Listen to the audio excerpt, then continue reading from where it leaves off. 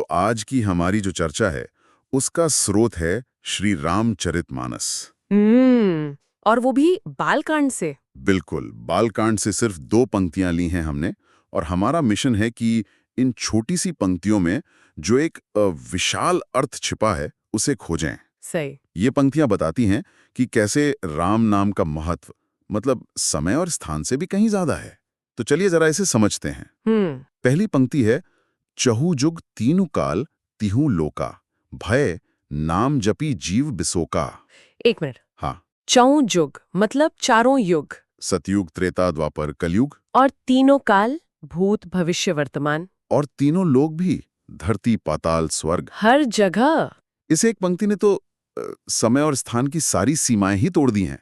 ये तो बहुत ही जबरदस्त दावा है ना? है ना? बिल्कुल। और यहाँ दिलचस्प बात ये नहीं है कि दावा कितना बड़ा है, बल्कि ये कि दावा है क्या। ये पंक्ति कह रही है कि नाम जपने से जीव बिसोका हो जाते हैं। बिसोका यानी शोक रहित। हाँ, शोक रहित। देखिए, इसमें कोई शर्त नहीं है कि आप किस युग में हैं या किस लोक में। ये तो नाम जप को दुख से मुक्ति का एक तरह से यूनिवर्सल टाइमलेस फॉर्मूला बता रहा है। अच्छा, जैसे कोई आध्यात्मिक दवा हो जो हर काल में हर किसी पर असर करती है। बिल्कुल, आपने सही समझा। कमाल है। लेकिन दूसरी पंक्ति तो कर्म और फल की बात कर रही है। हाँ, वेद पुराण संत मत एहू, सकल सुकृत फल राम सनेहू। ये तो जब से एकदम अलग विषय लगता है। इन दोनों का आपस में क्या कनेक्शन है? देखिए, ये सवाल ही इस पूरी चर्चा का सार है। दूसरी पंक्ति कहती है कि वेद, पुराण और सभी संतों का एक ही मत है। क्या मत है? कि सारे सुकृत यानी अच्छे कर्मों का जो अंतिम फल है, हाँ, वो है राम के प्रति स्नेह का पैदा होना, मतलब प्रेम। लेकिन ये थोड़ा अजीब नहीं है? हम तो सोचते हैं कि अच्छे कर्मों से स्वर्ग मिलेगा या मोक्ष मिलेगा। सही बात है। वेद और पुराण भी तो धर्म, अर्थ, काम, मोक्ष इन 4 पुरुषार्थों की बात करते हैं। यहाँ पर फल को स्नेह बताया जा रहा है, जो कि एक भावना है। तो क्या इसका मतलब ये है कि भक्ति मोक्ष से भी बड़ा लक्ष्य है? आपने बहुत गहरी बात पकड़ी है।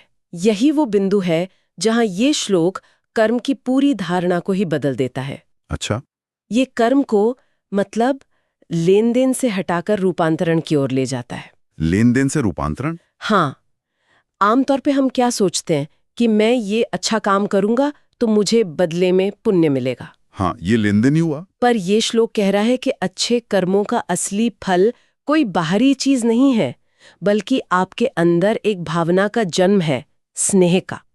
आपके कर्म आपको बदलने के लिए हैं, कुछ पाने के लिए नहीं। वाह, ये तो कर्म के पूरे कॉन्सेप्ट को ही पलट देता है। मतलब अच्छे कर्मों का उद्देश्य स्वर्ग की बुकिंग करना नहीं, बल्कि अपने दिल में प्रेम की क्षमता को जगाना है। तो अगर हम दोनों पंक्तियों को जोड़ें, पहली कहती है कि नाम जप दुख मिटाता है और दूसरी कहती है कि अच्छे कर्म प्रेम पैदा करते हैं। तो क्या नाम जप भी एक सुकृत, एक अच्छा कर्म है? बिल्कुल सही। यही इन दोनों का गहरा कनेक्शन है। अच्छा, जपना एक क्रिया है, एक कर्म, और जब वो कर्म स्नेह के साथ किया जाता है तो वो सबसे बड़ा सुकृत बन जाता है। ये एक साइकिल की तरह है। साइकिल कैसे? आप नाम जपते हैं तो शोक मिटता है, जिससे मन शांत होता है। शांत मन से आप और अच्छे कर्म करते हैं, और उन अच्छे कर्मों का फल क्या है? नाम और नाम वाले के प्रति और गहरा स्नेह। बिल्कुल। एक तरफ नाम आपको शोक से बचाता है और दूसरी तरफ आपके कर्म उस नाम के प्रति आपके प्रेम को और पक्का करते हैं। तो कुल मिलाकर ये पंक्तियां हमें आध्यात्म का एक नया नजरिया दे रही हैं। ये सिर्फ नियमों और कर्मकांडों का पालन करना नहीं है, बल्कि एक भावनात्मक यात्रा है। सही कहा। यात्रा का लक्ष्य है अपने अंदर उस दिव्य शक्ति के लिए निस्वार्थ प्रेम को विकसित करना। और नाम जप उस यात्रा का सबसे सीधा और सरल रास्ता है, जो हर किसी के लिए हर समय खुला है। एकदम सही। और जानते हैं, ये सब हमें एक बहुत ही दिलचस्प सवाल पर लाकर छोड़ता है। वो क्या है? श्लोक में जपने यानी क्रिया और स्नेहु यानी भावना दोनों पर बराबर जोर है। हाँ, ये तो है। तो सोचने वाली बात यह है कि क्या बिना स्नेह के सिर्फ एक मशीन की तरह किया गया जप भी उतना ही प्रभावी है, या फिर असली शक्ति क्रिया में नहीं बल्कि उसके पीछे की भावना में छिपी है? क्या भावना के बिना कर्म अधूरा है? ये विचार करने के लिए एक अच्छा बिंदु है।